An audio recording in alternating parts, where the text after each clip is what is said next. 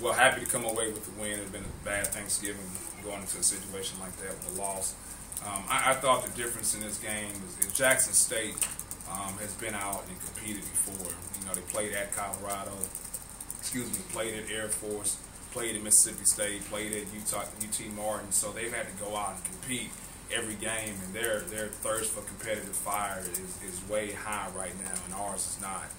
And so our first time we go out and we play Utah State, you know, we don't compete and we don't play. And Jackson State is already prepared for that.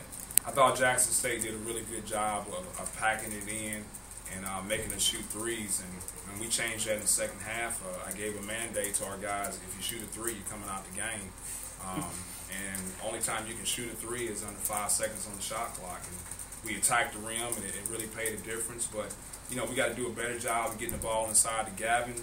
But I will say this: Raquez got the ball inside when he wanted it, so Gavin's got to want it too. Question?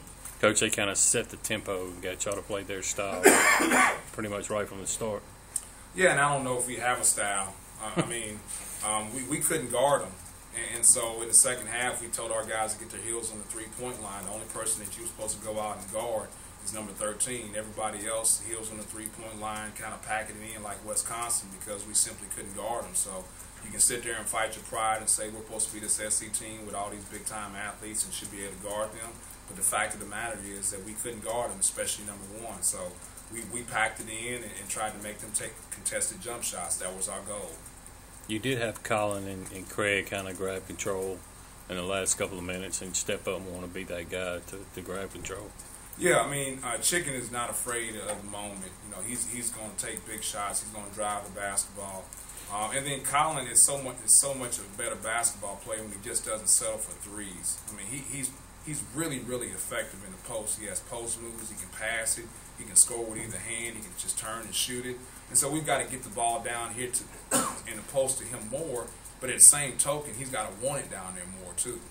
Does this kind of add to your evidence to the club about, you know, if you play like this is going to happen now? It's almost kind of like you have more evidence to what you were talking about this week about them getting a little cocky about the 3 opening wins. Yeah, and we shouldn't need evidence. I mean, that's the sad part about it. You know, we got to grasp and embrace who we really are.